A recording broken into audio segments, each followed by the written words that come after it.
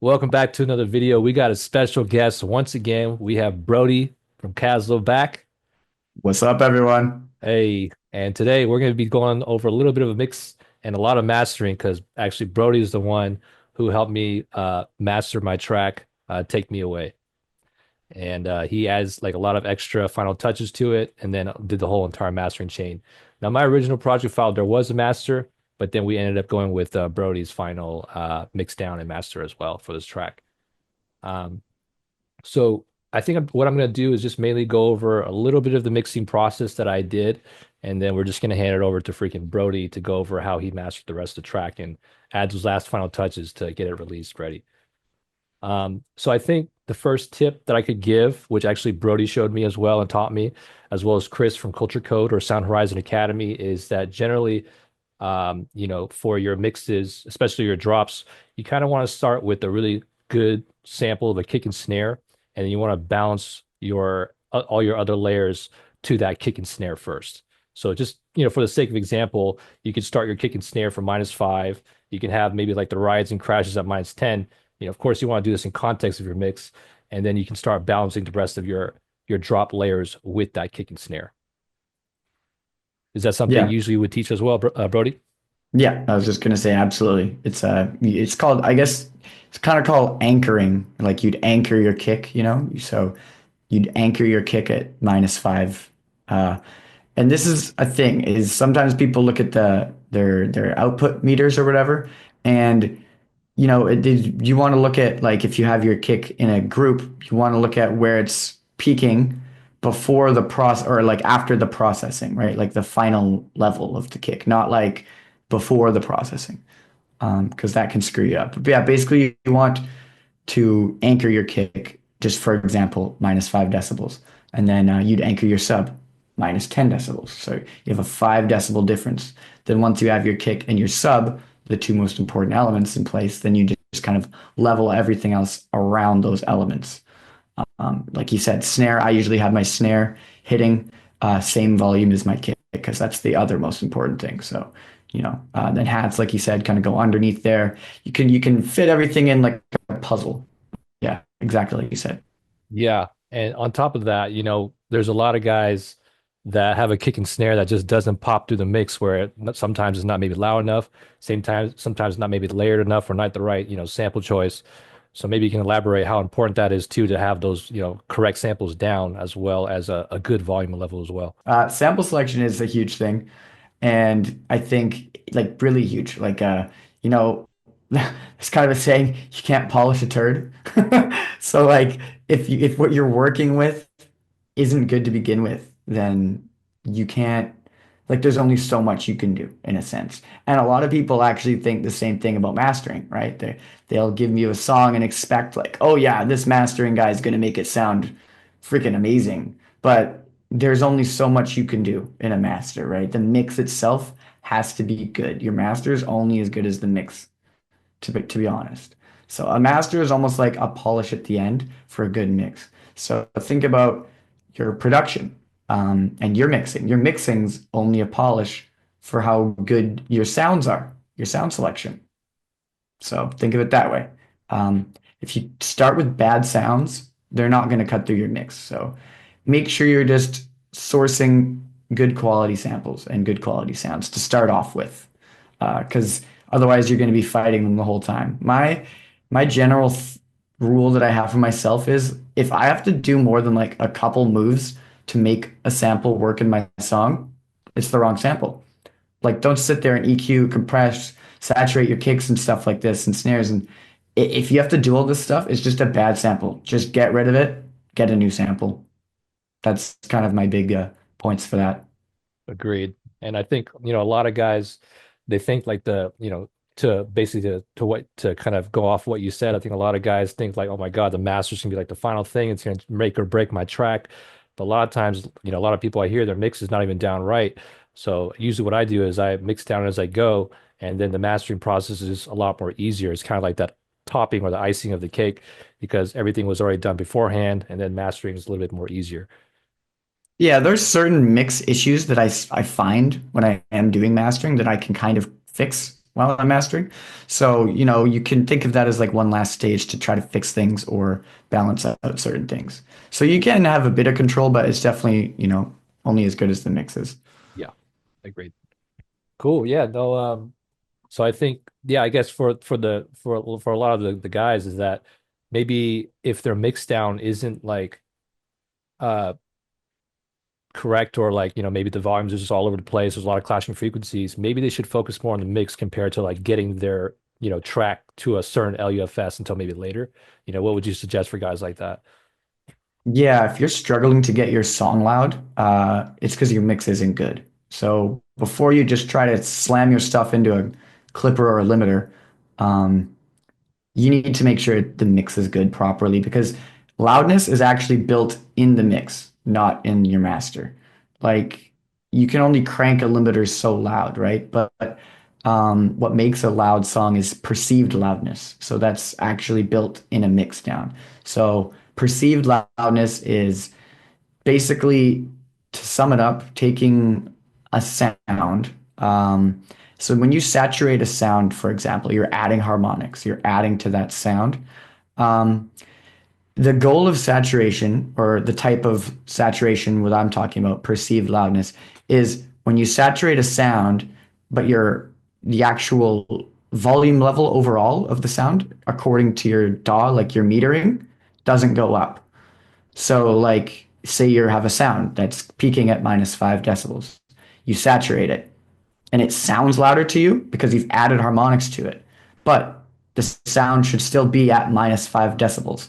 That's called gain matching. And so that's where you build your loudness, right? You can do a lot of different techniques in a mix to build perceived loudness. Um, because a master, as I said, can only do so much. Yep. Agreed. So that's pretty exactly what I did with this project file, or sorry, this project was that, based on all these concepts that we talked about and what Brody said is literally exactly what I did for this mix down. Because again, Brody wasn't the one who like helped me mix down the track. He actually just did the final touches and did the mastering. So everything I sent him was already, mixed down for the most part already, to be honest. Um, and yeah, that's exactly what I did. I made sure the kick and snare was popping through the mix. And then I just balanced every single thing, you know, to the kick and snare, vocal chop, arp.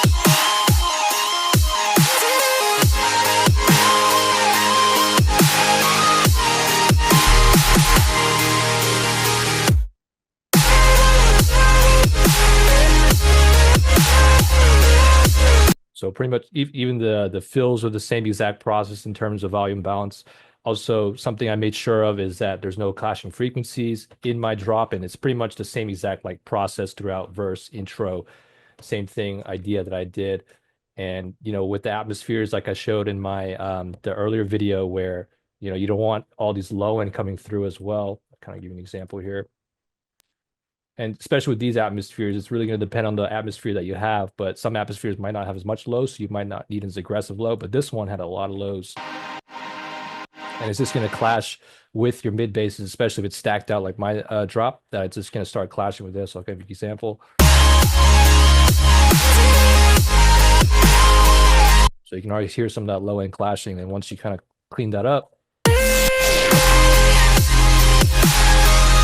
more space in the rooms for the lows to breathe a little bit more as well once you do that. And that's exactly what I did for every EQ. Sometimes my mid basses, there's a little bit of surgical EQs of taking out some body like around the 400 range, just to make space for everything so everything can fit in context. And I think maybe you can agree with this too, Brody, where it's like you're EQing right and taking out the right frequencies when you're like the drop feels more free, but then you're taking too much away when it actually takes power away from the drop. And then you also know that things are like if you overstack, it also takes away power as well. So it's kind of finding that middle ground to make it like, Yeah, yeah, I agree. Over mixing is a thing. yeah, And actually, me and Natale and Caslow, we both did that for the first couple of years of Caslow. We would do what I call over mixing, where, we'd throw like 14 plugins on like a sound or a chain. And it's like, yeah, you definitely, if you're using that much to make something sound good, again, just get a better direct source. Maybe use a different preset or layer a different layer in there. Um, and you don't need to have like a big, crazy, complex project when you're mixing. It comes down to just EQ compression, basically. Like you could do a whole mix down off volume, EQ, compression. That's all you need. If you master those three things, then yeah, you can get a really good mix down with just those things. Um, so yeah, basically, I agree with what you said there. Over mixing can be a Yeah. thing, and keep it simple. Yeah. And then, sometimes I also notice too when people like, stack like I do and they have the arps and stuff too, and they have the vocal chops, sometimes it could get a little mid heavy. So this is another mixing thing here too, where I just like make some more space in the mids for the vocal chops because it's kind of clashing. At the same time with the arps, the auto pan as well, because if these, I also showed them this in the previous video too, where if I don't auto pan it, these arps are going to basically clash with the vocal chops. Um, so I'll give you an example here again.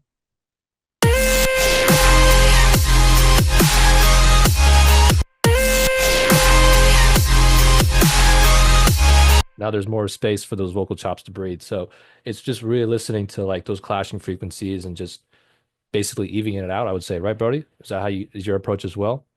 Yeah, yeah. Yeah. Basically knowing where things sit in the stereo spectrum. Right. As long as you have everything kind of in their spots and you do, everything just needs room, basically.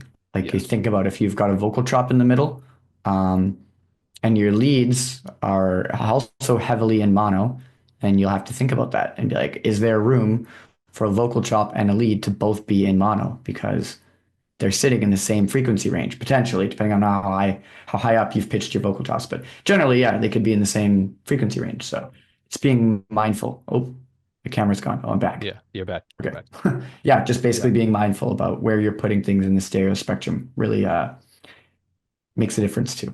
Exactly. Exactly. So that's literally what I did for the whole entire drop. And uh I guess we can probably save this for another like full blown tutorial, but like vocal mixing is like a whole nother like beast to like go about in the whole processing with it, I would say. Yeah, I could do a Yeah. whole video on that. Yeah. So, but a lot of the base in terms of EQing, there's a lot of basic same fundamentals as just finding those like boxy areas, for example, maybe some of the maybe the mids, the lower body, depending on the vocal that you have. But yeah, that's a whole nother beast. Um, yeah, do you feel like there's anything else to add in terms of mixing before we dive over to the mastering? I Not too think we went over I think we went over some really solid, useful points for sure already in here. Cool. Yeah. So we're going to pass it along to Brody, and he's going to share the screen on how the mastering chain and basically everything else he did. We are back in Logic now. I'm going to go through the process, I guess, a little bit about how I mixed and mastered this song for Andrew. So, Maybe a good thing to keep in mind too is like it's probably better practice to like bounce out all the stems compared to just setting a full track like I did, right, Brody? yeah, I Yeah. mean, it depends on what the mastering engineer wants, and what like you could do what's called a stem master, where yeah, you maybe send five main stems like vocal, kick, bass, or vocal drums, bass, synths, effects kind of thing. So sometimes stem master just gives the guy more control. You'll probably get a better result. But sometimes you just send over the stereo file like this and kind of go with what you got. So yeah, I mean, we could see here, I also did a little bit of vocal mixing, but I don't think we wound up using it in the final. So I'm not going to go over the vocal stuff. I think we're just basically going to go over the master. And then I added a few final like touches on just, I felt like what he had sent me was good, but I felt like it was missing a few little things in the production. So maybe we'll go over what I added first. Um, and I'm going to leave the master chain on, go over what I added, and then I'll turn everything off. So, okay, this is kind of where we're at. I'm just going to go from the build up here.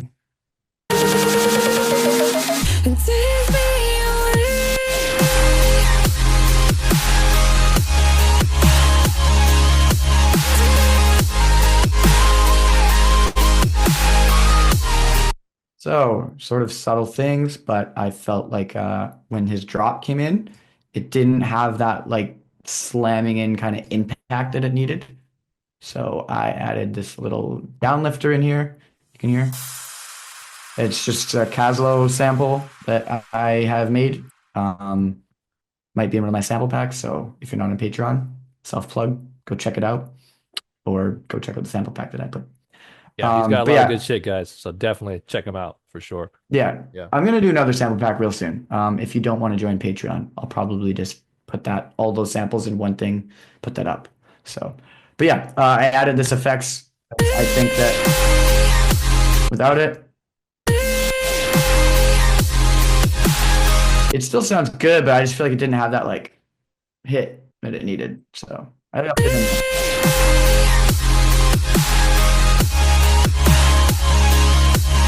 Something one last thing I did. What?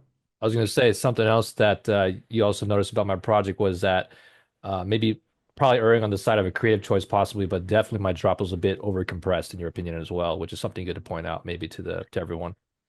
Yeah, I Yeah. did. I did notice his drop was a bit overcompressed. But yeah, I mean that can be a taste thing to an extent. Also, you can see from this waveform how his verses and build are quite a bit quieter than the drop. Now, it is good to have, dynamics between like you want your verses and your build to be quieter than your drop in a sense. You want to have the dynamics between the two.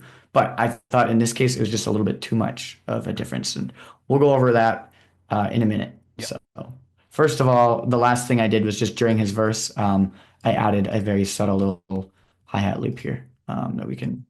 This is again, it's just a Caslow hi-hat loop that I have. But yeah, without it, he's got drums and he's got some hats going on there, but it just didn't quite stick out enough. So I thought maybe it could use some help.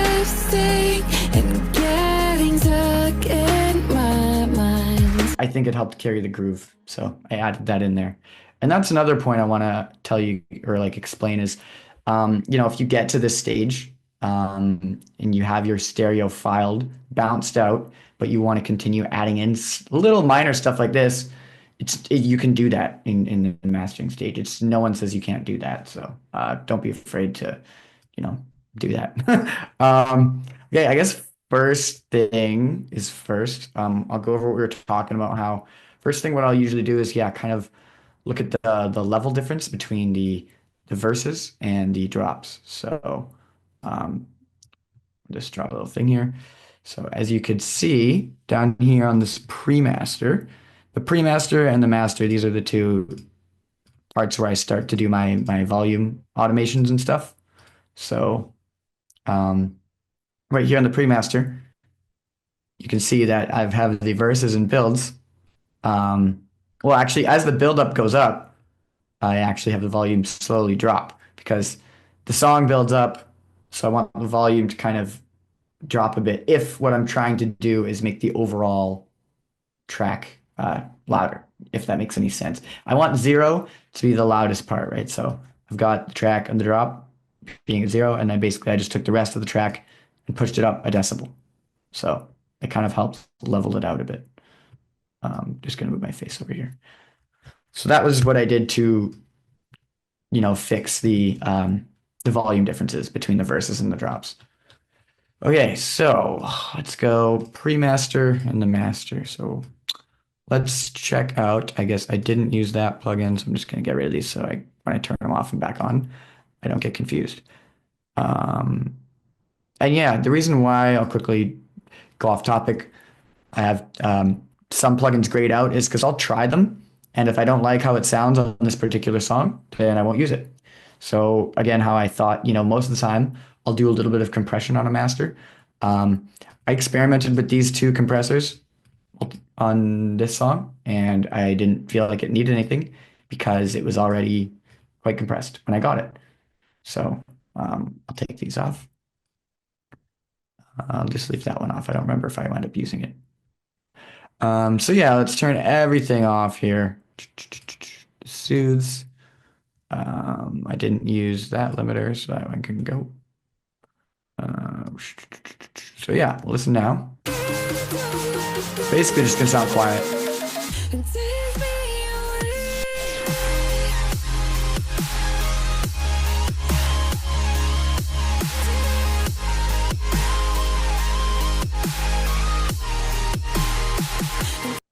So yeah, oops, my bad. So I mean, it's minor, right? It still sounds like your mix, right? I mean, the volume difference is for sure because of the limiting, but um, overall, it's not a huge difference. Like I didn't go and change his song drastically. I just tweaked it a little bit, right?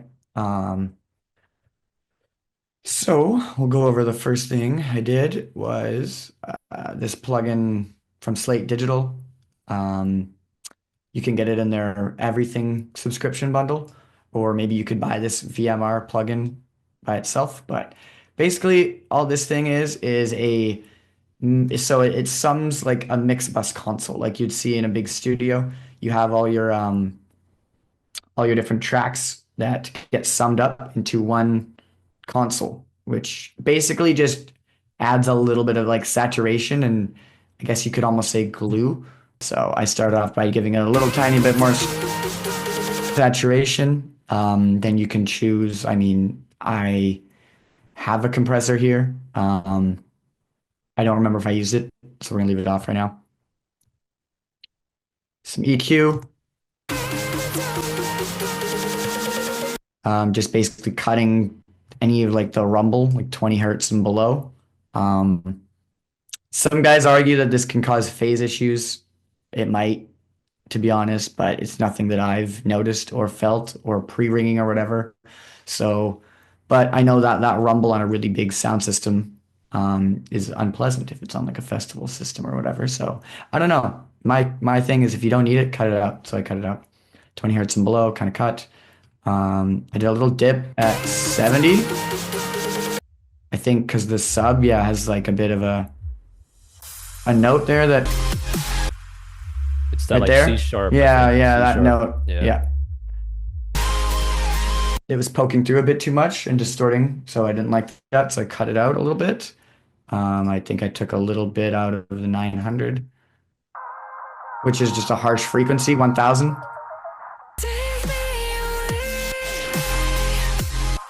Yeah, so I cut a bit there. I did a small, tiny little mini boost at like 3.2 and then a boost at like 9. Just very small, like basically not even a tiny little bit. Like I don't even know why that's there. Um, a big thing to mention here, guys, is when you're doing mastering, you shouldn't be doing massive cuts or boosts. Like my kind of general rule of thumb is no more than like 3 dBs on a master kind of thing. Because if you're needing to do more than that, that's a mix problem. Go back to the mix and fix it there. Um, the side, so I did mid side EQ on this one, right? So I treated them both differently. The sides, I boosted to point again 3K just to give it more width. Without it,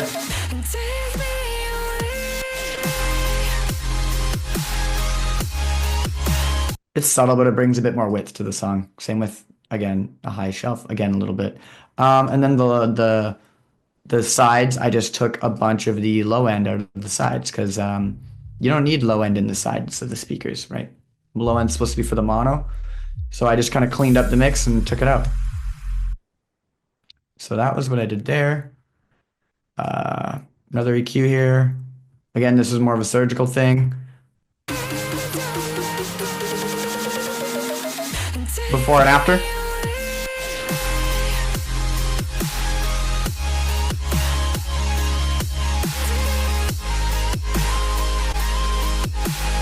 I just took some of the harshness off the top end of his mix. It sounded like, especially once I cranked the ozone maximizer and stuff at the end, it just started to get a little painful on the ears. So I just took a couple frequencies that were ringing, and then cut these. You'll hear in the drop, it'll peek through.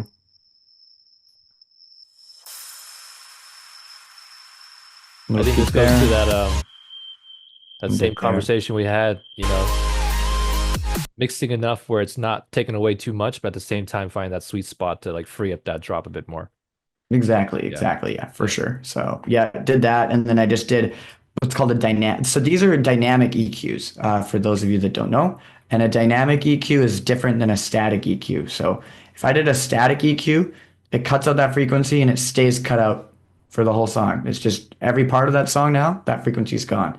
With the dynamic EQ, it's almost like it's a multi-band compressor in a sense. It gets rid of the frequency, but only when it exceeds the threshold. So in this point in the song, it was really only the drop that these frequencies I wanted to go away, right? So that's why I did a dynamic EQ. It's only going to cut them out in the drop.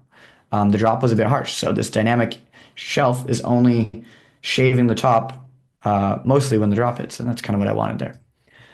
So there's my reasoning there. Pull tech, other EQ. This one, so first one was kind of more broad tone shaping and just cleaning up the sides and stuff. Second EQ was more of a surgical EQ. This third one with the pull tech is an analog EQ. Again, I'm just mostly shaping tone with this one. I've got a tiny little boost in the low end, but then I'm also cutting in the low end. It's a trick with the pull tech. It's kind of like a pull tech trick.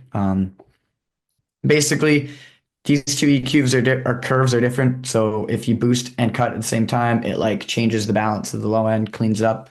So I did that in this. You can Google it if you want to look at a more detailed explanation. But basically, without it, with it, it's very subtle.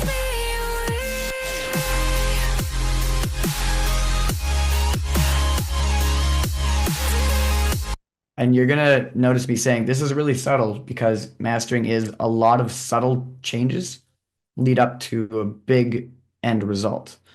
Like I said, you don't want to go crazy with overdoing um, changing someone's mix down entirely. You just want to polish it a little bit. So it's a lot of small little steps. Sooth 2, I have again, I thought the high end was just a bit harsh. So I put an EQ there.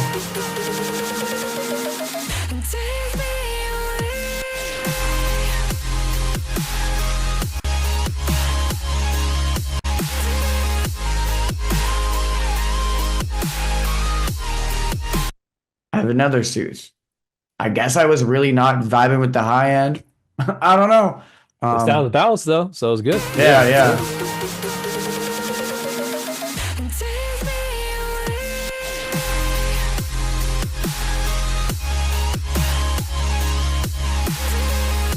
In hindsight, I probably would have turned this mix a bit down, probably like 50.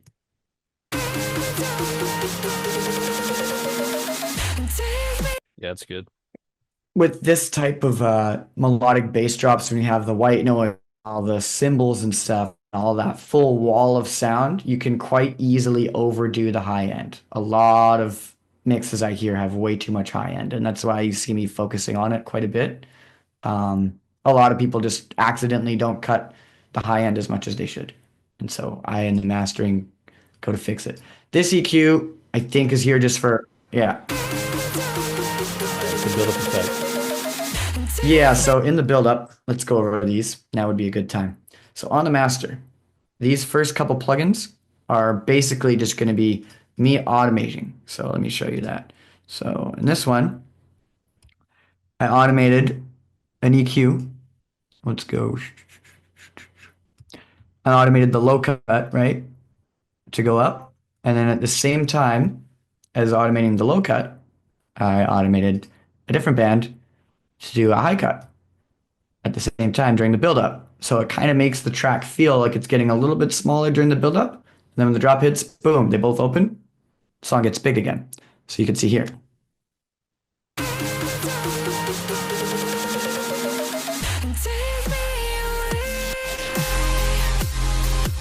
And then it gets big again. Now, sometimes I'll do it right up until the drop hits. But in this particular case, he had a sub drop fill. We're kind of losing you. And that was part of the song, so I wanted to keep it in there. We're back. So, I'm back. Yeah, you were kind of lagging a sorry little if bit. that did you miss that? No. Okay, what part was I lagging on? Yeah, just the point was there. Yeah, the point was there. Yeah, so it makes sense. Yeah, it's cool. The point is, yeah, this is a trick to do on your master. Yeah. Another trick is going to be this. Automating. You can see I only have one band of this image drone. So it's going to be the whole song with this one band. So what I did was automated this song to go mono a little bit. basically make it go about, I only went 20, like 20%. Um, as the song builds up, gets closer to the drop, you kind of take the stereo image of the song. And again, oh, I'm gone again. I'm back. You take the stereo image of the song and you kind of get more narrow. And then same with the EQ, you're kind of closing frequencies so that when the drop hits, everything boom, full stereo, full frequencies, has this effect of feeling like bigger, more impact when the drop hits. So that's a couple things that I did there. And then did I even do anything with volume? No. I did do volume was what I did here. So yeah, anyways, those were kind of what I did for those first couple plugins. This EQ, again, I went crazy with EQs on this song, I guess. um, this was because in the drop, see that note? She goes, take me away, and she continues on that note for a little while. And so that's why I did a mid-side EQ, you can see here, and it's a dynamic EQ. So only when she sings Take Me Away and has that high note, that's the only time that this EQ is going to kick on and bring it down. And I put it in the middle because the mono is where her vocal's sitting. And I didn't want to ruin the rest of the drop or the rest of the mix. I only wanted to control that vocal note. So you could do that with mid-side EQ. And like I did here, mid-side dynamic EQ. Mostly hits here in the drop.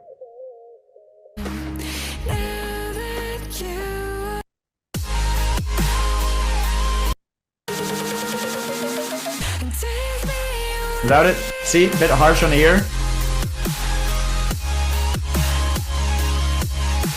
2K, which is just a spot where frequencies build up a lot. 5K, another one. 10K, another one. Another small dip on the high end. Again, just trying to really balance out those frequencies. So I did a lot of EQ on this song, honestly. Sometimes I don't do this many. Another one on the high end. And sometimes I won't do these all in a row, right? Like I'll go get the song loud. Once I have it loud, then I realize, oh, dude, this is like hurting my ears. So then I'll go back and add an EQ. Again, another one, I just wanted to control the white noise, the tissiness there.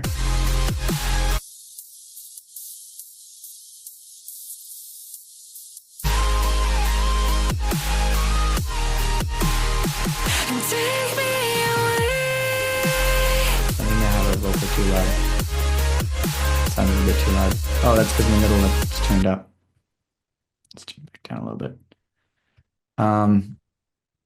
Okay. And then, I mean, I've done a lot of EQ, a lot of tone shaping in this master. Now I think I finally went into doing some width. Yeah. So, I basically split into 4 bands. I do like a 8.5, anywhere from like 8K to sort of 10K. I do anywhere around here. It kind of changes, but generally anywhere around there. High band, and then you have like your main, I guess you'd call it mid-high. I don't know where you call that, but I usually cut it around 500 hertz-ish, somewhere around there. And then you have your, low mids or mids kind of thing, which is like 100 to 400-ish. And then your low end, which is just like, 100 down sort of thing. So I usually try to mono the low end just a little bit. I didn't go 100% mono. I just monoed it to like 50. Just, I don't know. Who knows if, there's some frequencies in the mix down maybe you missed or something like that. I just do it out of good practice because I never know. Like maybe his sub could be phasing in certain spots or I don't know. So I just do it just in case it's down there. Low mids. Again, I just kind of reduced a tiny little bit, 8 to 9%, barely doing anything. And then I do a little bit of a push on the high mids here to like 20%, 19, 20. And then I usually go, I'm anywhere from 10 to 15% on the very highs. Because if you push the high band too much, it can get a little phasey sounding.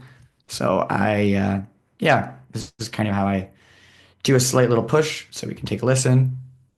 Oops, I have this low end. So we'll go back and listen. Without, off. It really opens up the mix, I find.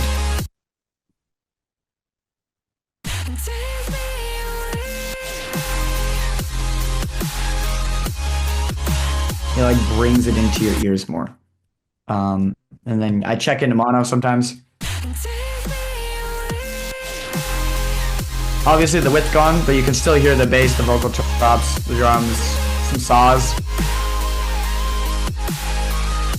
It's important to check your mix in mono because especially in this genre, you got really super, detuned out super saws panned really wide. If you play it on a club system in a club and the club's in mono, most clubs are in mono. I mean, I don't know about the crazy ones in Vegas and stuff, but I mean, a lot of clubs are in mono. And if you play your big super soft future bass drop and you don't have anything sitting in mono, it's going to sound like in a club. Sorry, I don't know if I'm live on YouTube, No, but you can say what you want to say, man. Fuck it. well, I don't know if Yeah. it's going to monetize or whatever, Yeah. but No, that's fine. anyway, I'm not even monetized, so it's fine. yeah, you want to check your mixes in mono when you're making these big super saw wall of sound drops. Do one layer that's a mono saw straight up, or do a mostly mono saw, like less detuned. You want to make sure that something's there in the middle. So it doesn't.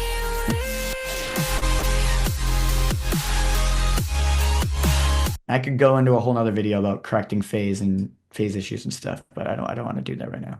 So then the last three things I pretty much did here are making it loud. I've done my tone shaping, I've controlled it. I think it's sounding pretty good. I've done my automations and stuff. So my last few things are just getting the song loud. So Clipper, these are going to be your friend if you want to get things loud. Clipper, and you can see I snuck an EQ in the middle. I'll show you why. And then I did another final maximizer. So first one, we're not doing too much as far as loudness improving. What we're doing here is clipping. Let's change the oversampling up a bit. So, plug-in latency changed. Then fuck it, we'll leave it here. So basically what we're doing is, let me try to, we're chopping off the top of the sound. Like think about we're creating headroom in a sense. We're chopping off the tops of the mix to flatten it out to then be able to push the volume levels. Think about volume as a box, right? You have this box, the top of your box is 0 dB, right? This is as loud as things can go, is this box. If your mix, your kick and snare are, poking out of your drop or whatever, and they're going to hit this 0 dB threshold, think about clipping as a way to chop the top of everything to get that headroom down so then you can bring the overall level up to that's kind of what clipping does in a sense. So that's how you can use it to make your songs quite a bit louder. So what I did here was I boosted it 1 decibel, and then I brought this clipper down. I put it on hard clip mode. Hard clip and soft clip is essentially just how the audio is getting cut off. I could do another thing into that. I'm not going to dive into it. Hard clipping chops it right off. Soft clipping rolls the audio off and adds in extra distortion. Well, I mean, they both add in distortion or harmonics, but anyway, soft clipping, hard clipping, different places you'd use them. I like to use hard clipping on the master. So, yeah, brought it up to dB, and then I just bring this down.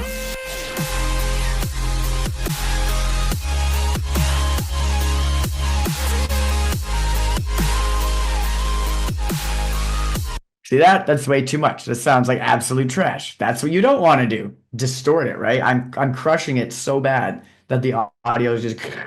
So if you want to find out how much to clip your song, bring it down till it distorts, and then back it off till it doesn't distort. That's pretty much what you do. Hey, Brody, if you're not redlining, you're not headlining, bro. Yeah, I mean, in a sense, I'm just helping people try to get their songs loud. Yeah. I thought it was.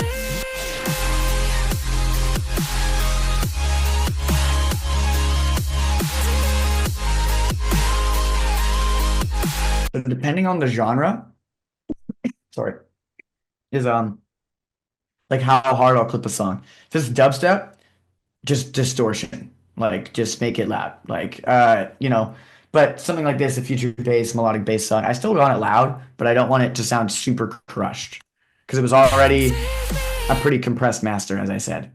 So sometimes on my own stuff, I'll only do like 1 to 2 dBs of compression in like the mix down phase, just to like glue things together. Because I know at the end, I'm gonna slam everything into a clipper and a limiter, and that's gonna give me that compression feeling. So sometimes, you know, think about your mixing and mastering going hand in hand. Maybe I'll do less compression in my mix down because I'm gonna slam things at the very end. So, something to think about. I even produce usually with a master chain on. Like I'll produce with a clipper and a limiter on at least, and a compressor. So that way I kind of know where I'm at. Anyway,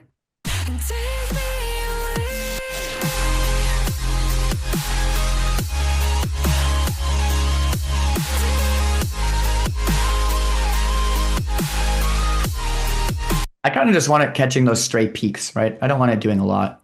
So like 6 dB, just gonna catch the stray peaks. My camera died. I'm back. Okay, good. So after I have clipped it, I add in this to try to bring back a sense of dynamics. So after you've, in a sense, squashed your song, a tip is to, after the clipper, add in upwards compression, or expansion, as it's called. So what I've done here is I'm trying to add back in some of the transients in the drums, by doing upward compression or expansion in the mids only.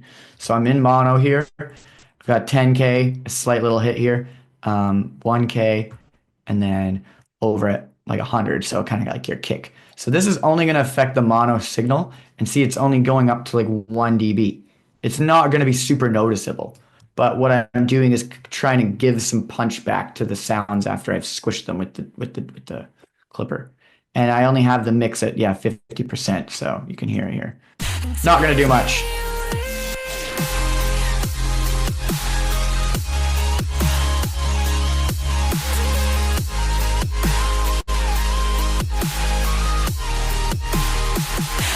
I'm just trying to give a sense of dynamics back to a track that was kind of squashed feeling. That's basically what I'm doing. My cut, my camera likes to die. Yeah, it's stuck Oh, again. I hear you, well, but okay, you're as long stuck. as you can hear me, Yeah. guys, I'll keep talking. I'll keep yapping. Okay, final thing. I don't like to use Pro L. I think Pro L could be good, but I think it sort of destroys the transients a bit. I like to use Ozone. Sometimes I use Ozone, sometimes I just use a straight up a clipper. Depends on the mood. So I'm back. Anyways, now it's going to get really loud. So let's turn your volume down in your systems if you want. Because, yeah, it's going to get loud now. I put it 7.4. I usually take this character and I just put it to clipping. So it's kind of turning this maximizer into a clipper. It pretty much is. So yeah, I'm putting on clipping just because I want to get this thing loud as I can. So it's EDM, bro. We're getting loud. So clipping. I don't screw with the upward compression because I kind of did that in this stage. So I don't bother with that. I don't use soft clipping because I did that in here. I don't do the transient emphasis because I also kind of did that with this EQ as well. I don't mess with any of these things. Yeah, I pretty much just use this part. And then Delta mode can be a good way to help hear which of these modes. Um, you want the one that distorts your master the least. So we'll listen to it here.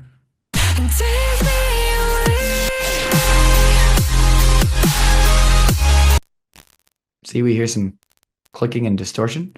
So now, depending on which mode I choose, we can sometimes hear more or less distortion. So go through, listen to them, and you can even see in the volume levels, like whatever one is distorting the least amount, which for this song, I think it was the modern one, so that's why I chose modern. Yeah, go through. So this delta mode is super helpful for finding out how much your song's kind of clipping into your limiter. So yeah, and then I just freaking cranked the gain until I got to the volume that I wanted the song to be at, which I'll take a look on span. Would be generally I like to have this the low end because you can reference it with other songs, right? And that'll be another plugin I'll show you in a minute. But yeah, I've found you want the lows to be sitting around this -30 mark in span, and the rest of the mix to kind of the high end to be sort of around there too. So we'll play it. You'll see.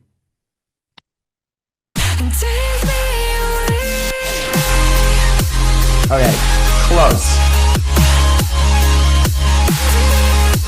See what I mean by close? Like his lows were a little aggressive. They were still peeking through a little bit. So maybe I did use this Pro MB that I had on. I think you did. We usually I think do. I did. Yeah. Okay, well, let's put this back on because I saw the lows were peaking up a little bit there, so maybe I'll bring them down.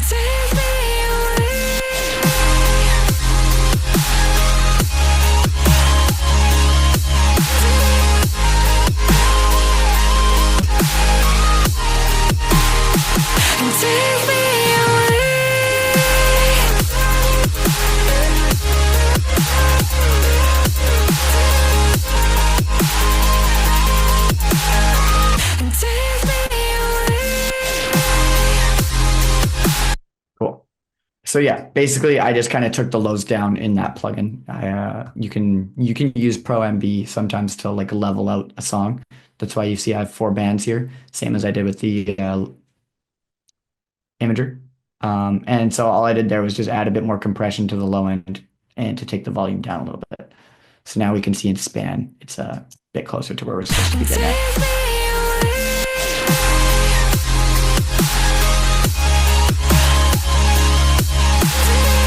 It's floating around that -30. I didn't want to completely squash and distort this thing. It's already a little bit distorted, but I just needed to get to the loudness that we were looking for. So, Logic has multimeter. I like to look at RMS when I'm doing my loudness. Some people like LUFS, so like this plugin, you can measure loudness here. So this one's really good for if you have a reference song, you can load in a reference song down here. You can click load and then you can click between the two songs. So if you're mixing and mastering and you're wondering where to take your mix, you can use this plugin. Super handy, and then you can check it. So here, we'll look in here real quick. Reference to it, or Oops. there's a plugin What? called like Reference to or something like that. I think Nurko showed a while ago where like you can, I don't know if this plugin does it, but like that one can also like single out the lows or the mids and the highs, and like you compare and contrast and try to get your mix Yeah. to sit right with like that. Yeah, you can do that right here with this section. Nice. This does all the same thing as reference. Yeah. I used to use reference, honestly. I used to use Nice. that plugin. Nice. So yeah, I use that, but now I switched to this one. It's just, I don't know, easier. I like this one more. Basically, I like this one more for this section. Dynamics. You can see how squashed your song is.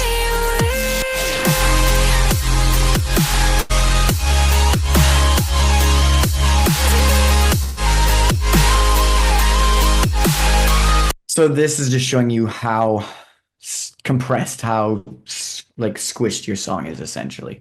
And then you can look at your stereo image and then your loudness over here.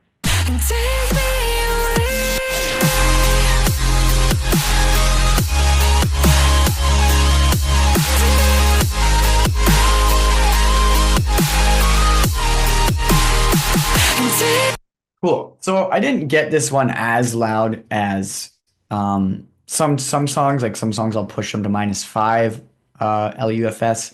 It all depends on the mix down, like I said, right? I think Andrew's mix was pretty solid, but I think certain things like that low end spiking up on the certain notes prevented it from getting to that -5 level. Plus, if it's too loud, it can sometimes distort when you upload it to SoundCloud. That's happened to me before. So I just wanted to give you your master at like a solid level that's like, still pretty competitive, but not super loud. Like this target down here for Spotify, no. Do not have a song to -14. That's way too quiet. So I just went for, I think, loud or really loud or something like that. That's -6. So yeah, somewhere around loud and really loud for your song. Sometimes, yeah, I mean, I'll go for really loud if I'm getting one -5 or, um, but yeah, that's kind of the process of how I went about mixing and mastering for you. Yeah, man. So yeah, I know Brody does coaching as well as he has mix and mastering services. So, welcome to share those as well, man. How can they reach you for those? Oh yeah, for sure. can't see my face right now because it's frozen. But yeah, I do mixing and mastering as well. So, and coaching, one-on-one coaching if you want. I also have a Patreon where I have sample packs, tutorials. Like I went, I'll go through how I produced and mixed and mastered like this, a song like this, um, all on Patreon. But yeah, you can hit me up either on my Instagram, just at CaslowOfficial. You could hit me up. You could email me. Yeah, you Yeah. got a Or, few. well, yeah, Yeah. I have two emails. Yeah. So I guess we are Caslow@gmail.com. You could do that one. Okay. Yeah. Or Instagram, just shoot me a DM. Or if you're on Patreon, you can shoot me a message there. Anywhere, basically, anywhere on social media. I don't check Facebook as often, but shoot me a message there, TikTok, kind of anywhere you can, Twitter, anywhere. Reach out to me and I'll probably see it. Cool. All right, guys. Thanks for watching. And if you guys wanted to just watch the walkthrough of how I made the track Take Me Away, I'll leave a link in the description below. I really appreciate you guys watching this one. And until next time, guys. Any last words, Brody? No, just that thanks for having me on again. And yeah, it's nice to share some information with you guys that I've learned over the years. I don't know if, there's no right or wrong way to make music, but I think that some of the tips that I gave you guys today are at least in the right direction. Works For for sure. me. So, yeah, All right, guys. Thanks again, Brody. Appreciate it, man. And we'll see you guys talk next to you, time. All right. talk, talk to you later, everyone.